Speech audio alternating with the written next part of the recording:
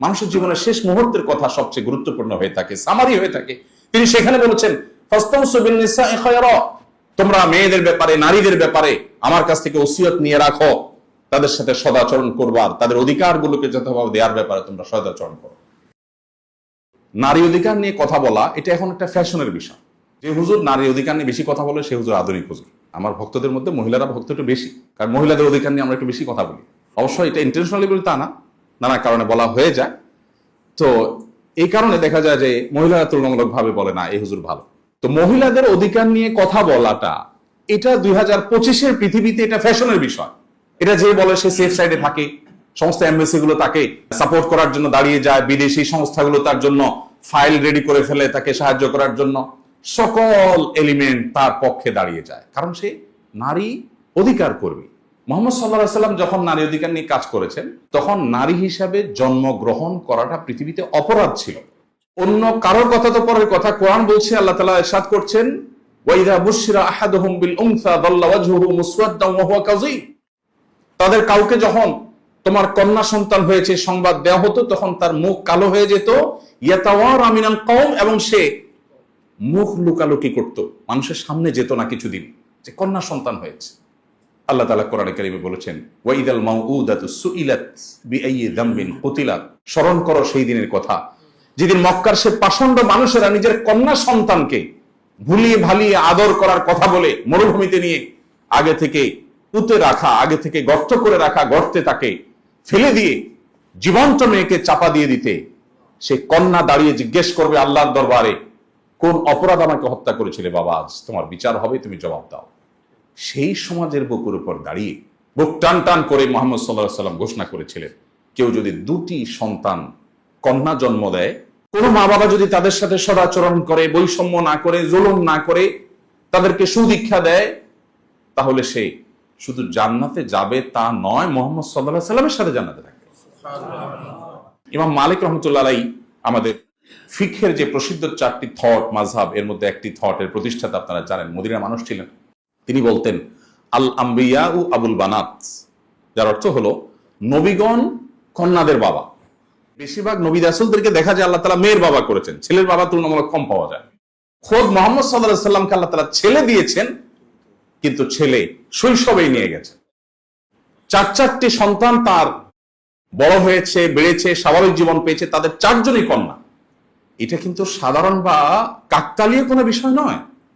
অর্থাৎ আল্লাহ তাআলা নারী অধিকার সত্যিকার অর্থে তাকে দিয়ে প্রতিষ্ঠা করবেন, নারীদেরকে বঞ্চনার হাত থেকে মুক্তির কাণ্ডারি বানাবেন, সেজন্য তার ঘরে 4টি কন্যা সন্তান দিয়েছেন আল্লাহ। ছেলে সন্তান দিয়েছেন যেগুলো সবগুলো নিয়ে গেছেন, একটাকেও রাখেন।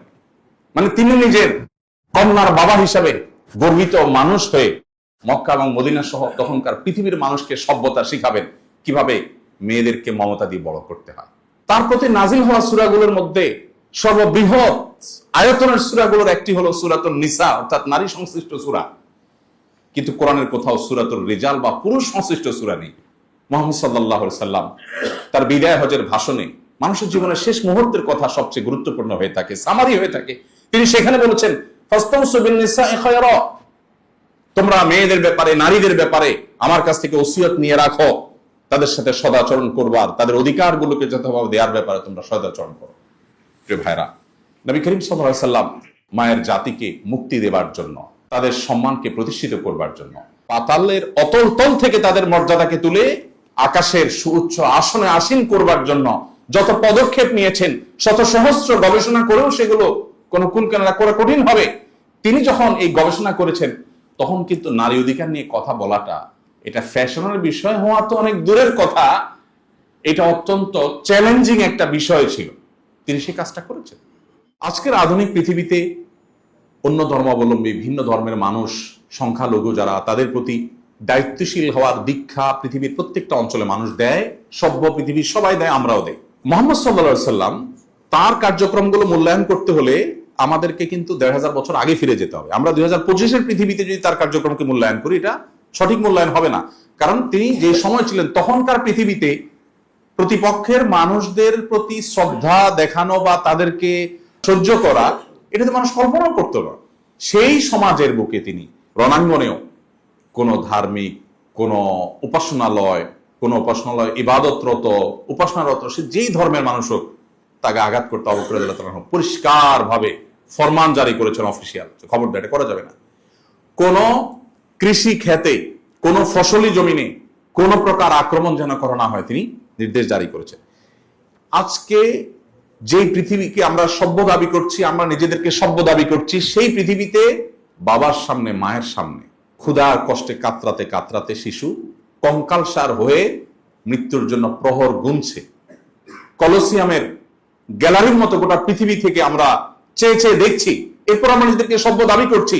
মুহাম্মদ সাল্লাল্লাহু আলাইহি সাল্লামের জীবনে এতগুলো যুদ্ধে অংশগ্রহণ করা, এতগুলো যুদ্ধের নেতৃত্ব, এতগুলো অভিযান নেতৃত্ব দেওয়ার ইতিহাসে কোন একটা শিশুর গায়ে একটি ফুলের টোকা লেগেছে এটা তার কোন শত্রুও দাবি করার সুযোগ পায়নি।